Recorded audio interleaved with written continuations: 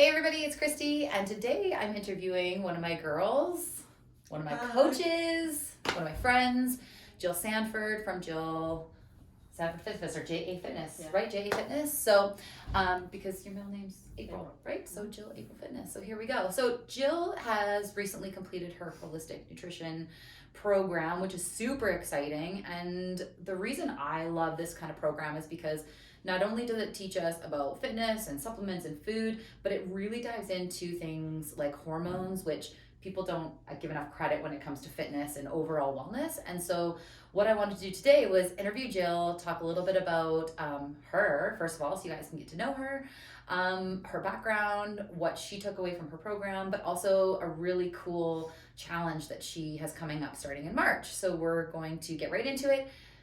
Welcome, Jill.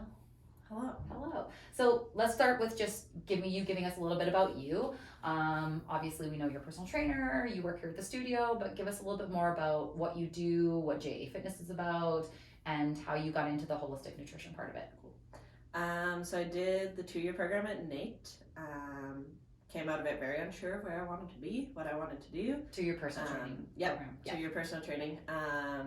So I have my CSEP CPT, my corrective exercise, and now a holistic nutrition practitioner. So it's taken me a while to kind of figure out where I want to be, but I do in-person training, group fitness, and online nutrition and training. So trying to be as accessible to as many people as I can. Cool. Holistic nutrition, I'm looking forward to bringing in studio, so that'll be good, kind of more in-person approach rather than online, because I always prefer in-person. Yeah, me too. Outside of work, I have a dog who's large and a lot of energy. Nola. We love her. Yes. Live at home still, living the rent-free life. Do as long as you can. Yeah, I work a lot, but yeah. Cool. I am a puzzler, so I'm basically an 80-year-old in a 22-year-old body. That's fine. You know what? I love it because most 22-year-olds are not running their own business, are not becoming professional in their industry. And if you have never been to the studio or never connected with us on social media yet, you just kind of follow us here via email or in the Motherhood Must-Haves Club. Jill is very popular. She's very busy. She has a ton of clients. Our members outside of personal training love her energy. And I think too, because we have a lot of moms here too, they kind of love that you're younger and they treat you special. I love it. I love seeing them kind of just take you in and embrace everything that you have to offer them. But it's like a two-way streak, which is really cool. Awesome. So you have a big challenge coming up in March, which is super exciting. Yeah. And so we're going to talk a lot about that because it's something that is accessible to everybody because Jill's going to be doing this challenge online. But she's also added in some for the local people 2 in-person sessions. And so tell us a little bit about what your challenge is called and why you decided to come up with this challenge. Cool. So starts March 2nd. Our goal is to kind of stop making diet a 4-letter word. Just because I feel like it has a very bad rep, especially right now in the online fitness industry.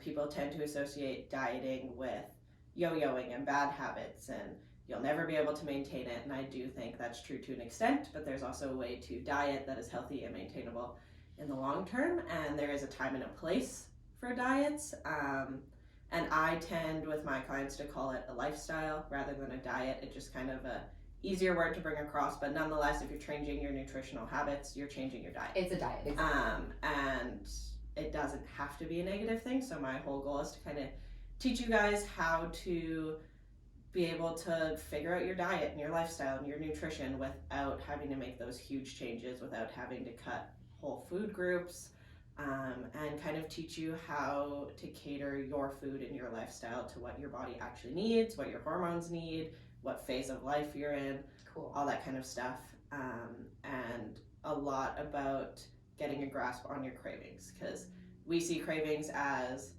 well, lots of people tend to see cravings as I just want to eat unhealthy, but a lot of the time it can actually lead or be telling you about things your body is lacking, nutritional deficiencies, all that kind of stuff, and kind of what to look for when you feel like you're always craving salty or sweet or caffeine, and what your body is actually telling you rather than just grabbing a bag of chips and another coffee and cool dealing with it. Yeah, so that's a big one, especially for our demographic, women, moms, that sort of thing. I find that two of the biggest things are that 3 p.m. coffee, and I'm totally guilty for it. And a lot of times it's almost more habit than it is a need, but I do get that 3 p.m. It's driving to pick up my kid from school, and I just start yawning, and I'm like, what is this? What is happening? And so I automatically go for coffee, even though that's actually the last thing that I want. It always makes me feel worse, but I go for it a lot. And then something that I hear from our members a lot, and I think all of you guys can probably relate to this, is the late night snacking. And I think there's probably like a 50-50 camp where 50% of the people are salty and 50% of the people are like, give me all the sweets. So let's just touch on like one of those real quick. So let's go to the late night snacking one, because I think I hear that probably more often. What is one thing that you could talk about or that you might address in your challenge that would help people who are experiencing this, where they get to 8 o'clock, they put the kids to bed, and they're just like, I need candy and I need sweets and I need it now and I can't stop eating it once I've pulled that bag out? So that's actually one of, in the first week or so of the challenge, it's something I want to address. And short, simple answer is lots of the time, women, moms especially, just aren't eating enough during the day. So you sit down and you're like, made it through the day. And then your body's like, hey, you actually haven't fed me all day. And that's our go-to. Carbs are the easiest for your body to digest. Sweet foods are the most palatable. So your body instantly, it'll either go salty or sweet, depending on who you are as a person. But your body's going to direct you towards those quick, easy to use carbs, because it'll give you the most energy the fastest. They're the easiest to eat. They taste good. So it's just kind of recognizing that, taking a look at what you've actually fed yourself throughout the day, and breaking that habit of just reaching for the chips or the candy and actually maybe cooking a meal or ordering something that's not chips and candy. So yeah, I think that's the biggest thing, is we just don't feed ourselves enough throughout the day, and your body, once you get a chance to sit down and relax, your body's finally like, this is my chance to get some food. Yeah, and I think that that's going to be a big aha moment for a lot of people, and even people like myself who I know that that's what I do. I'm totally guilty of it, and I know so many of you guys are, because we exactly that, we're running around to appointments, or we're going to work, or we're going to pick up and drop off from school, and then we're doing all the errands that we have to do, and we're just like eating little snippets, or we're not eating it all, or we're drinking tons of coffee all day, Tim Hortons or Starbucks. And then you're right, like we get at the end of the day and it's so easy to grab a bag of crackers or a bag of, I don't know, Sour Patch Kids or whatever, right? Then, or like dry cereal or bread or whatever it might be.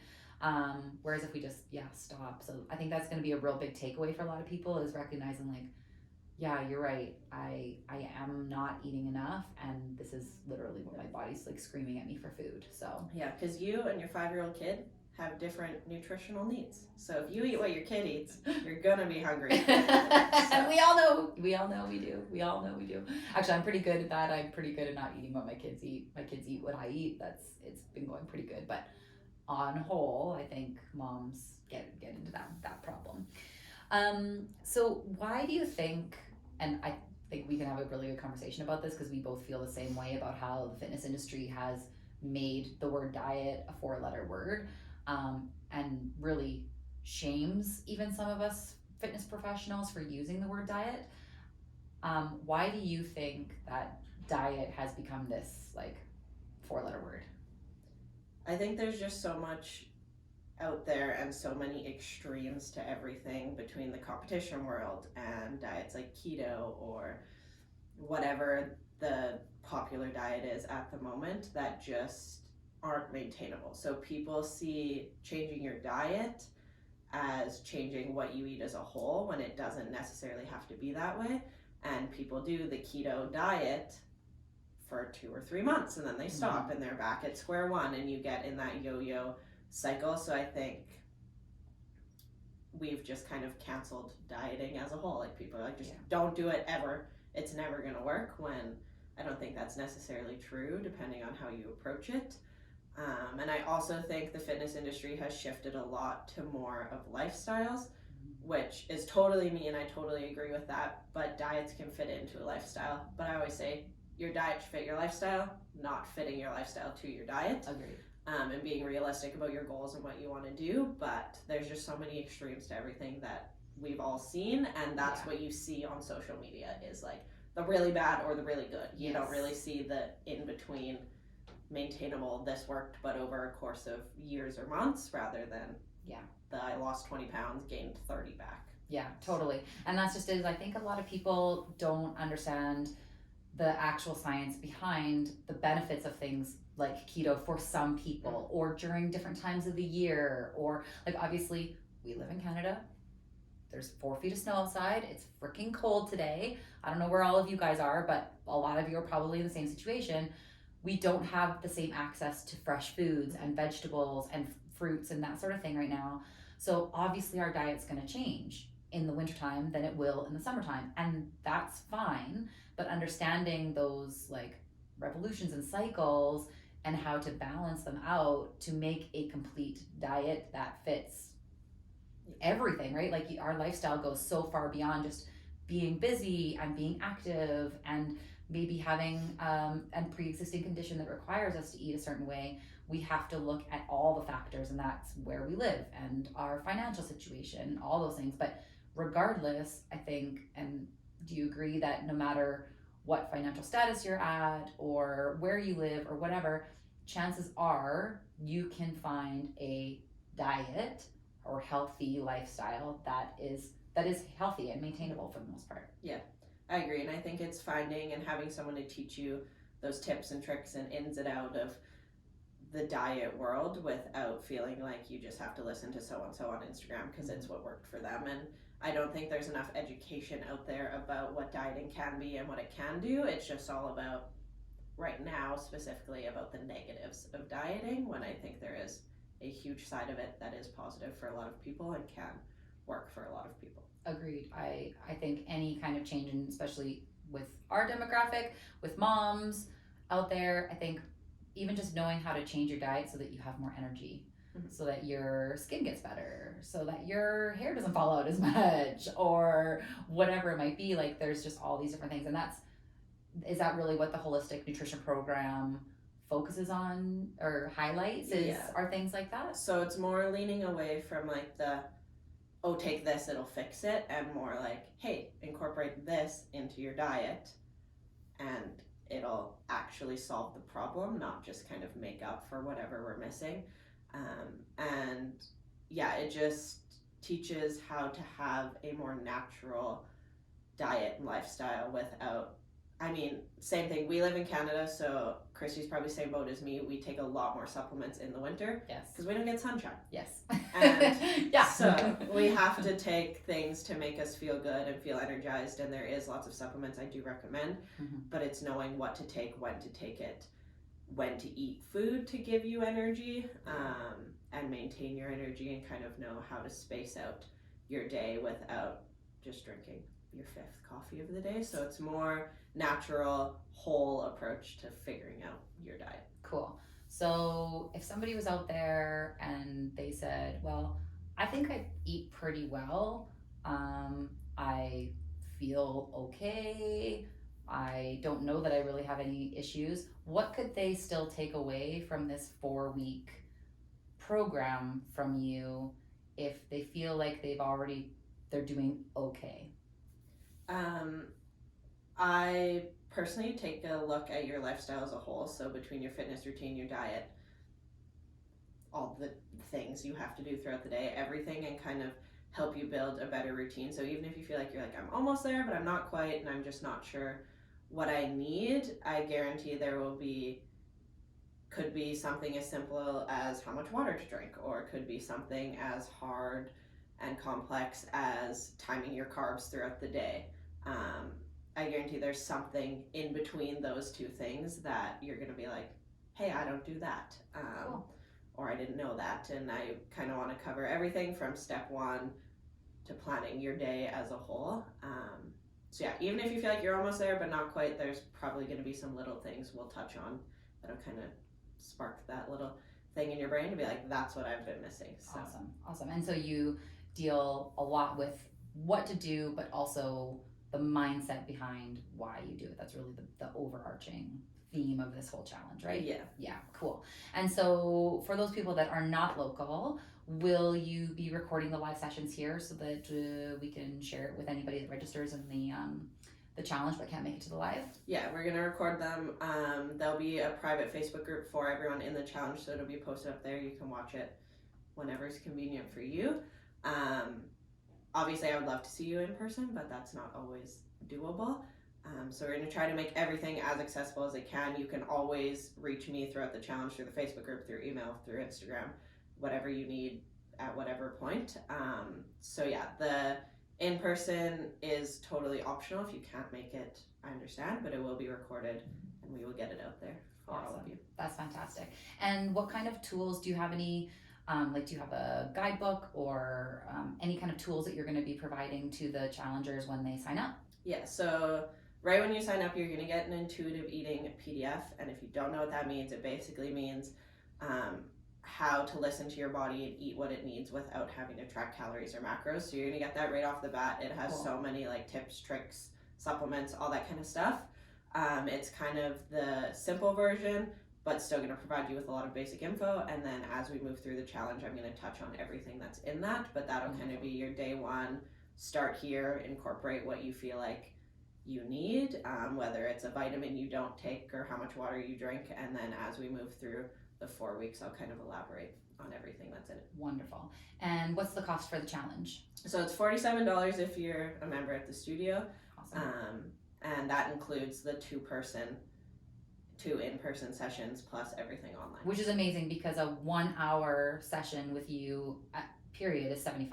Yeah. So they get a full month with you for $47 or $57 if they're not a member here at the studio. And they get the intuitive eating guidebook and 2 live sessions if they or recordings. So that's an amazing deal. So, and I know just from working with Jill and watching her go through the program, it's so good. You're so good at this, and it's totally your jam too. I love watching you. And one thing that I love too is that I know you don't restrict yourself, and I know you have like such a great balance. And we can sit here and eat candy, and then the next minute we can go out and we can, eat that salad, right? But there's that balance where we can find it, and it's great. So Jill's like the perfect coach to teach us all about eating. So cool. Thanks, buddy. Thanks for being here, and I'm super excited. So if you guys want to join up, I'm gonna share the link. It'll be in the email or in the Facebook group, so you can click the link. Get signed up today. The challenge starts March 2nd, and if you have any questions for Jill, I will also provide her email address as well as her social media handle so you can reach out to her directly. Have a great one. We'll talk to you soon. Bye. Yay.